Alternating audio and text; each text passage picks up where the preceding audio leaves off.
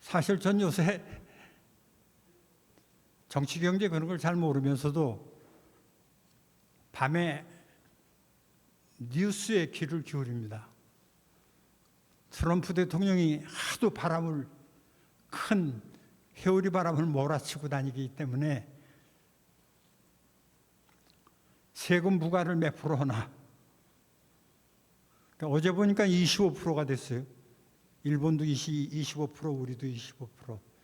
그리고 그 순위로 봐서는 우리가 명단이 앞에 있었다고 신문에 났습니다. 이거 우리가 언제까지 이렇게 미국 대통령에 의해서 대단한 세력을 가진 사람이긴 해도 이렇게 질서도 없고 규칙도 없고 기준도 없고 자기네들 마음대로 몇 프로 과세라는, 언제까지 이래야 될까? 참 라디오, TV 이런 데서 그 소리 들을 때마다 우리는 언제까지 이런 소리를 듣고 살아야 되나? 그런 생각을 해봤습니다. 이럴 때 우리는 어떻게 해야 될까? 이런 생각을 했는데요. 이런 때 첫째, 우리를 먼저 성찰해야 된다 이렇게 생각을 합니다. 우리를 먼저, 우리가 몇 건짜리냐, 몇 톤짜리냐, 어떤 사람이냐, 얼마나 저항할 수 있느냐, 얼마나 능력이 있느냐, 이거 우리부터 역사적으로, 현실적으로 이거 한번 따져봐야 되는 거 아닌가. 그렇게 되려면은 우리 정신적으로 돌아갈 도리밖에 없죠. 그래서 저는 이 생각을 했습니다. 백사 이항복 선생의 후예들이 1932년에 돌아가셨는데요. 이항복 선생, 이회영, 육형제입니다. 그 사람의 아버님은 이조판서예요, 그 당시에. 그리고 둘째 형은, 그러니까 이회영 선생은 넷째고 이석영 둘째인데 큰 집에 자손이 없어서 큰 집에 아들로 들어갑니다. 그런데 그분이 그 당시에 소문은 우리나라 몇째에 가는 부자라고 되어 있습니다. 그러니까 그 망간 재산이 이회영 선생 6형제 속에 있는 거예요. 맨 끝에 다섯째가 이시영, 해방되고 나서 그이 하나 살아서 부통령이 되죠. 근데 그분들이 회의를 해가지고 그 망간 재산을 다 팔아서, 그때 재산이라는 게 땅이고, 하여튼 지금 명동 성당 그 일대가 다 그분 저택들이 있고 그분의 땅이었다 그러니까 지금 돈으로 환산해 보면 한 1조가 넘었다고 그래요. 그 돈을 갖고 서간도에 가서 신흥군관학교를 만듭니다. 거기서 공부하고 나온 사람이 3,000명이 넘어요. 그래서 우리 독립투쟁, 청산리 싸움 뭐 등등에 그 사람들이 나가서 싸웁니다. 그 후에 1940년에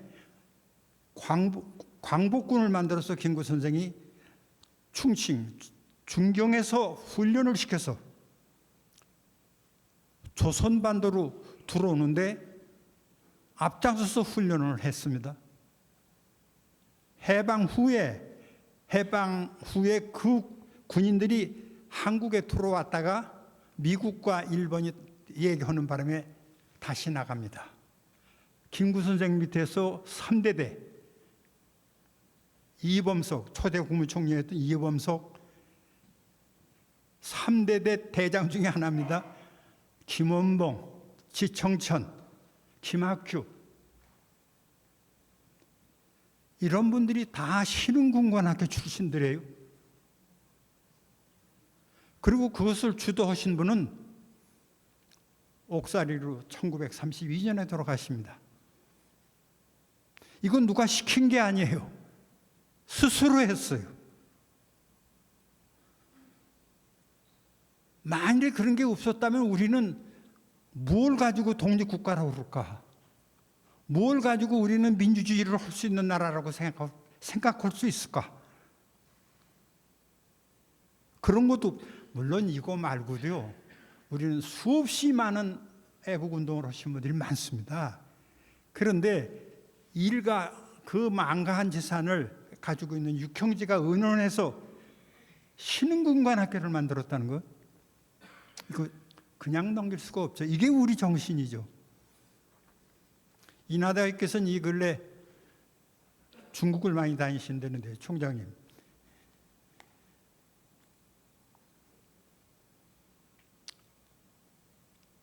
이런 정신을 우리가 한 번쯤 생각하면서 전 4.19를 생각해 봅니다. 1960년에 이승만 정권이 12년을 하고도 더 정권을 연장하기, 박마리아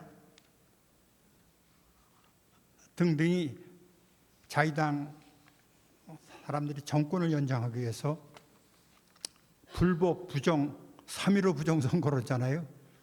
여기 고대 졸업한 분이 있는데 고대생들은 3.15 부정선거, 4.19를 4.18이라고 그러죠.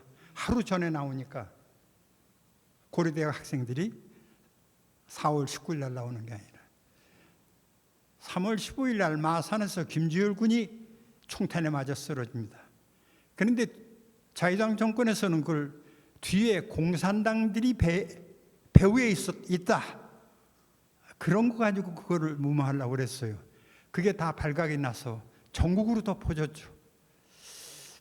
서울에서도 100여 명 이상이 죽고 1000여 명 이상이 다치고, 그러나 학생들이 앞장서긴 했어도 모든 국민, 모든 시민, 모든 노동자 다 여기에 동참했습니다. 학생들만 가지고 된 게 아니에요. 시작은 학생들이 했지만. 그래서 4월 26일 날 이승만은 하와이로 망명합니다. 그때 메카나기가 미국 대사관이에요. 대사관의 대사입니다. 그분이 들어갔다가, 그땐 경무대인데 들어갔다 나오고 난 다음에 성명이 나오면서 사임합니다. 이거 누가 시킨 거 아니죠? 이거 미국에서 시킨 거 아니에요. 중국에서 시킨 것도 아니고 일본에서 시킨 것도 아니고 우리가 했습니다. 누가 시킨 거예요? 이런 정신들이 그 후에 민주화 운동이 되고 불꽃 모임이 되고 스스로 일어나는 민족이 돼서 그 무서운 계엄도 겁내지 않고 국민의 힘으로 해체하고. 제가 이런 말씀을 드리는 이유는 우리가 대륙 세력과 해양 세력이 맞닿는 곳에 있기 때문에 항시 우리 괴로움 당하고 살았지만, 그래도 우리가 살아남은 것은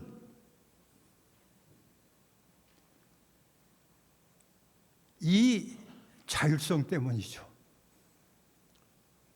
2000년을 내려오면서 저번에도 말씀드렸는데 중국이 56개 민족입니다. 그 중에 우리 조선족도 200만이 있어요. 그 중에 나라를 가지고 있는 우리 한국과 지금 몽골 인민공화국 둘입니다. 몽골 어떤 나라입니까? 징기스칸이 세계를 점령한 나라예요. 그 원나라에 대해서는 중국도 무릎을 꿇지 않았습니까? 그런데 우리는 여기서 강화해서 39년을 버텼고, 그 다음엔 진도로, 그 다음엔 제주도로, 그 다음에는 오키나와까지 후퇴하지 않았습니까? 이번에 미국이, 특히 트럼프 대통령이 저렇게 어느 기준도 없이 막 밀어제치는데요. 이럴 때 우리가 당황할 것이 아니라 우리가 이 근래 우크라이나, 이란을 보면서 국제 정치라는 게 이렇게 잔인하고 이렇게 자기 나라 기준이고 남의 나라 거들떠 보지도 않고 민주주의도 없고 휴머니즘도 없고 병원에 가 있는 환자들에게 포를 던지고 이런 현실이 국제 정치다. 그럼 우리는 어떻게 해야 될까? 미국 트럼프 대통령한테 울면서 사정한다고 해서 관세율이 달라지지 않을 겁니다. 우리 능력만큼 해결될 거예요.